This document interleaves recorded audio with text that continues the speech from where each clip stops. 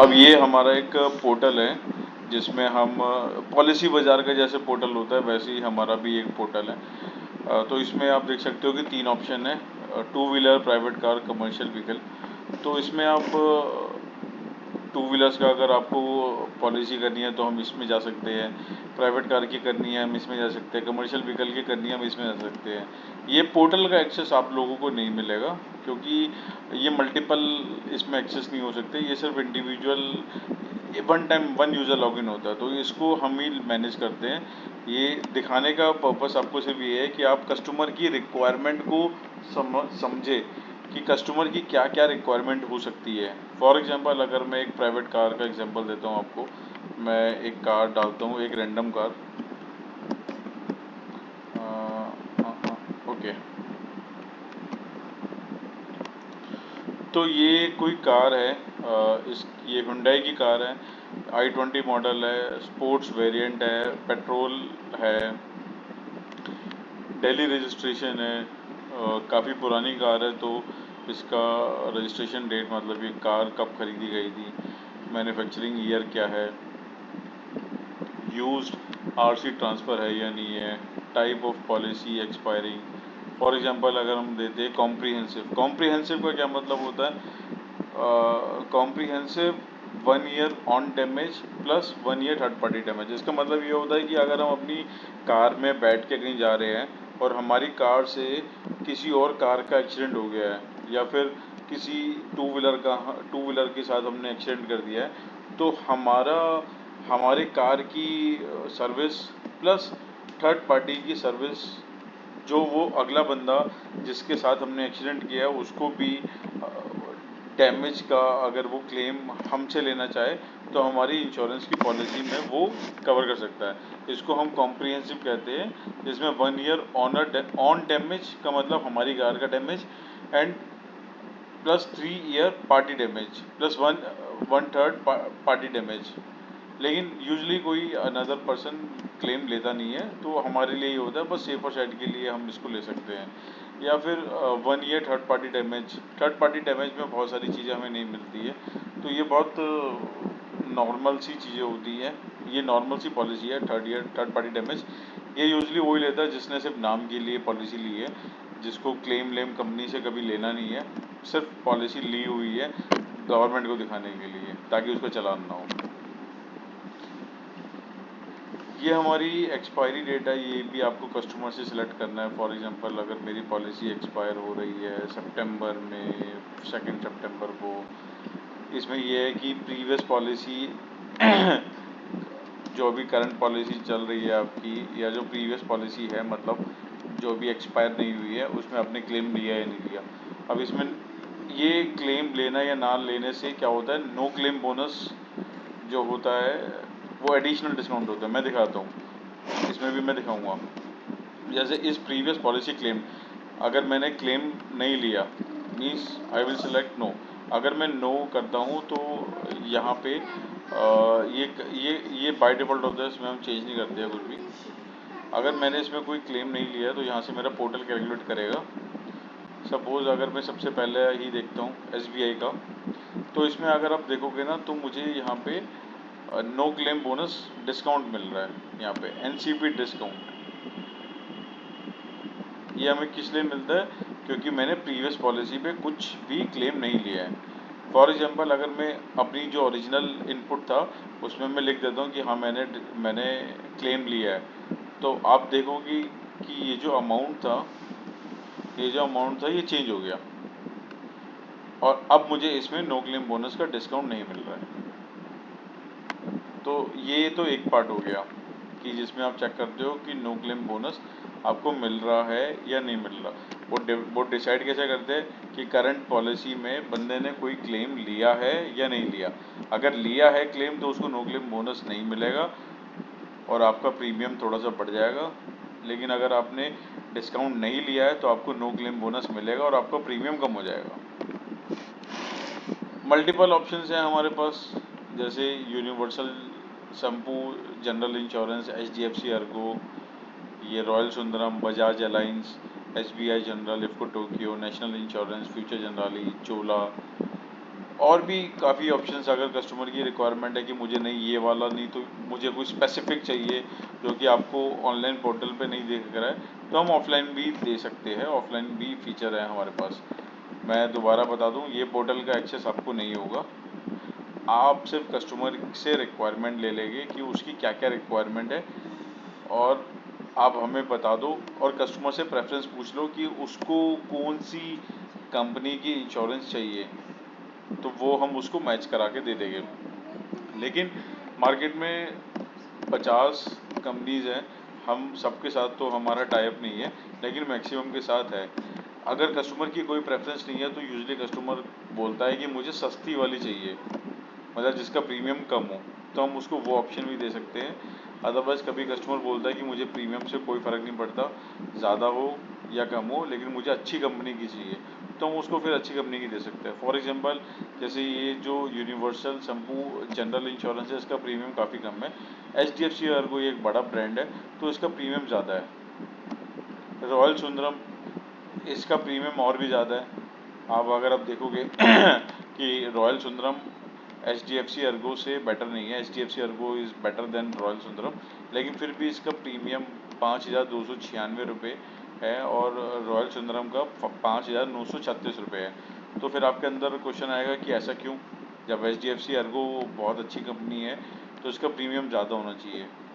तो ऐसा ही है, लेकिन अगर आप यहाँ पे देखोगे कि ये IDV वैल्यू इसकी काफ़ी कम है, इसकी रॉयल सुंदरम की IDV वैल्यू ज़्यादा है, इसलिए इसका प्रीमियम बढ़ गया है। अब IDV वैल्यू क्या होती है? IDV वैल्यू होती है कि आपकी कार की करंट वैल्यू क्या चल रही है। मतलब आपकी कार अगर 10 लाख रुपए की है, तो अगर कार आपकी चोरी हो गई या जल गई किसी भी वजह से, तो कंपनी आपको मैक्सिमम 1,33,368 रुपये ही देगी।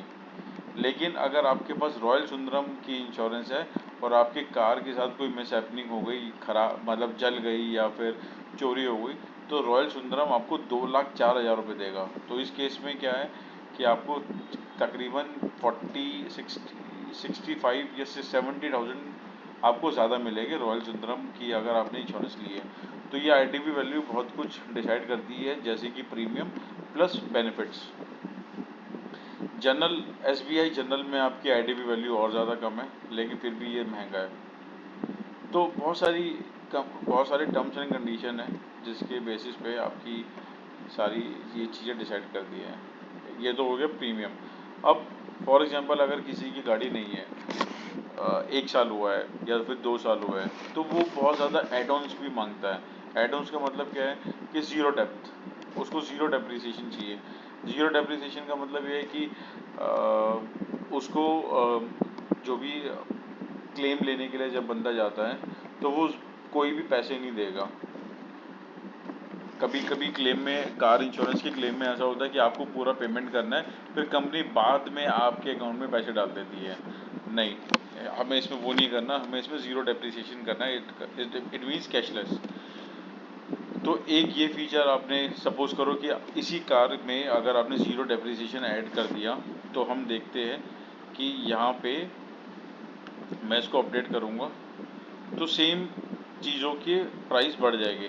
अब क्योंकि ये कार बहुत ज़्यादा पुरानी है, तो इसमें ज़ीरो डेप्रिसिएशन इंक्लूड नहीं कर रही है कंपनियाँ, क्योंकि कंपनी को लॉस हो जाता है।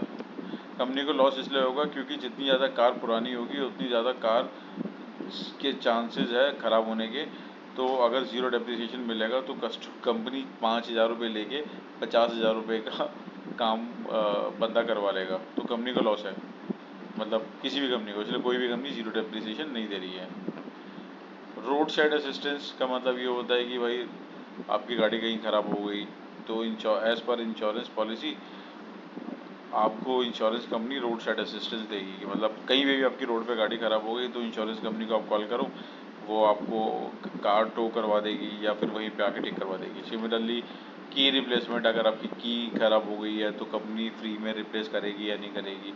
इंजन प्रोटेक्टर, इंजन ख़राब हो गया है या इंजन में कोई प्रॉब्लम है, तो कंपनी फ्री में ठीक करेगी या नहीं करेगी।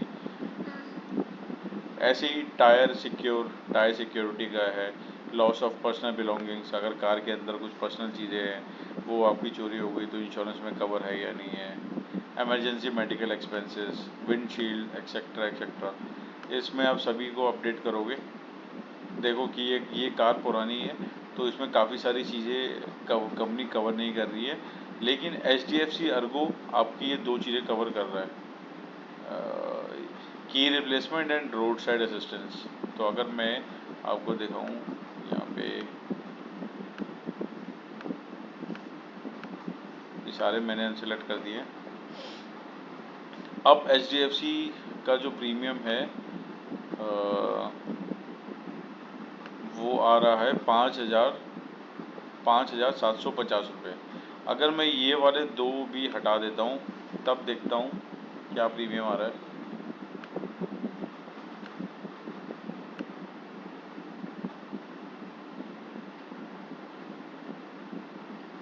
अब देखो ये प्रीमियम थोड़ा सा कम हो गया, 5,750 के बदले 5,200,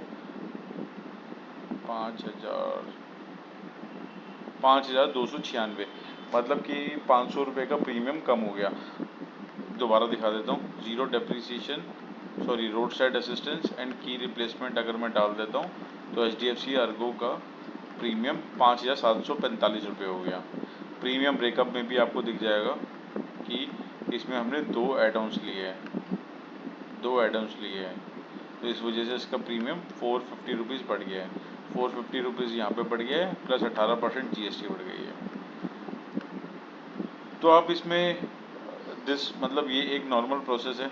मैं IDV वैल्यू भी बढ़ा सकता हूँ यहाँ से, अगर मैं चाहता हूँ कि मेरे को अपनी IDV वैल्यू बढ़ानी है। तो देखते हैं कि HDFC अर्गो सपोर्ट करता है नहीं करता। देखो HDFC अर्गो ने मैक्सिमम 1,66,000 रुपये की IDV वैल्यू कर दी है, जिसके अंदर उसने अपना प्रीमियम भी बढ़ा दिया है। तो जब भी हम किसी कस्टमर से इंटरेक्ट करेंगे कार इंश्योरेंस के लिए, तो हमें कस्टमर की पुरानी पॉलिसी चेक करनी है, और पुरानी पॉलिसी में हमें देखना होता है कि कस्टमर की करंट IDV वैल्यू क्या है और कस्टमर ने कौन कौन से एड-ऑन्स लिए हुए हैं। तो IDV वैल्यू जो डेप्रिशिएट होती है हर साल, वो 20% से होती है, मतलब आप 20% तक डेप्रिशिएट कर सकते हो। फॉर एग्जांपल अगर आप 10 लाख की गाड़ी आपकी है, जिसकी करंट ईयर में IDV वैल्यू 10 लाख ही है, तो नेक्स्ट ईयर में आप उसको 8 लाख कर सकते हो, क्योंकि 20% डेप्रिसिएशन हम करते हैं। अब वो कस्टमर की, कभी कभी कस्टमर बोलता है कि नहीं मुझे 10 लाख 8 लाख नहीं करनी है, तो आप उसको थोड़ा बहुत इंक्रीज कर सकते हो, but that is up to insurance company, मतलब कौन सी इंश्योरेंस कंपनी अलाउ कर रही है IDV वैल्यू को इंक्रीज या डिक्रीज करने के लिए। ज़रूरी नहीं है कि सारी कंपनी इंक्रीज कर देगी। कस्टमर बोलेगा कि 10 लाख की तो मेरी गाड़ी है, IDV वैल्यू मेरी 11 लाख कर दो, या 2 साल 4 साल कम पुरानी हो गई है कार, फिर भी मेरी IDV वैल्यू 10 लाख रुपए कर दो। तो वो सारी चीज़ें भी फिजिबल नहीं होती। ये सारा कुछ मिस सेलिंग होती है, जिसे हम इंश्योरेंस कंपनी में मिस सेलिंग या फ्रॉड कहते हैं। ये सारी चीज़ें हमें नहीं करनी है, हमें एकदम ऑथेंटिक तरीके से काम करना है। तो ये सारी कुछ चीज़ें हैं। ये पूरा पोर्टल आपको एक्सप्लेन करने का सिर्फ एक ही एजेंडा है कि आपको समझ आए कि हमें क्या क्या रिक्वायरमेंट कस्टमर से लेनी है और कस्टमर को कैसे हमें प्रीमियम देना है। अब आप ये सारी रिक्वायरमेंट हमसे ले लो, मतलब कस्टमर से ले लो आप, और हमें बता दो व्हाट्सएप पे, तो हम ये आपको प्रीमियम कैलकुलेट करके दे देंगे। प्रीमियम ब्रेकअप यहाँ से मैं डाउनलोड करके आपको दे दूँगा, और फिर कस्टमर से जो डिटेल चाहिए होती है, RC, आधार कार्ड, पैन कार्ड, वो आप उनसे ले लेना। और पेमेंट करने के बाद हम आपको, पेमेंट एक्चुअली हम नहीं करेंगे, पेमेंट कस्टमर खुद ही करेगा। तो पेमेंट लिंक हम आपको भेजेंगे, आप कस्टमर को भेज देना। कस्टमर जैसी पेमेंट कर देगा, पॉलिसी उसकी पंच हो जाएगी। तो जैसी पॉलिसी पंच हो जाएगी, इसका जो भी लॉकिंग पीरियड होगा, उस लॉकिंग पीरियड के बाद आपको आपका कमीशन मिल जाएगा। लेकिन मोटर हम जो करते हैं, मोटर में कमीशन बहुत ही कम होता है। फॉर एग्जांपल अगर ये पॉलिसी 5,000 रुपये की है, तो इसमें मुझे 100 या 200 रुपये ही मिलेंगे कमीशन के। तो ये मोटर करने का सिर्फ एक ही बेनिफिट है कि आपको समझ आएगा कि एक्चुअली में कस्टमर से इंटरेक्ट कैसे करते हैं, उसको एंटरटेन कैसे करते हैं। प्लस अगर कस्टमर मोटर ले रहा है तो आप उसको हेल्थ इंश्योरेंस भी सेल कर सकते हो, या फिर लाइफ इंश्योरेंस भी सेल कर सकते हो। तो मोटर एक सिंपल इंश्योरेंस होती है, इसीलिए हम यहाँ से स्टार्ट करेंगे सो डैट कि आप यहाँ के बाद आप कस्टमर से हेल्थ और लाइफ के बारे में डिस्कस कर सकते हो। तो अगर कस्टमर को आपकी सर्विस अच्छी लगेगी तो वो आपसे हेल्थ इंश्योरेंस या लाइफ इंश्योरेंस भी ले सकता है, उसके हाई चांसेस होते हैं। प्लस इससे हमारा डेटाबेस भी मेंटेन रहता है। फ्यूचर में आप इन्हीं कस्टमर को दोबारा कनेक्ट कर सकते हैं to promote your new products, जो भी आप हेल्थ या लाइफ के प्रोडक्ट्स को सेल करना चाहेंगे। अब इससे रिलेटेड कुछ भी प्रॉब्लम है तो आप हमें व्हाट्सएप कर देना, या फिर इस वीडियो को हम यूट्यूब पे डाल देंगे तो वहाँ पे भी आप कमेंट कर सकते हो। Thank you.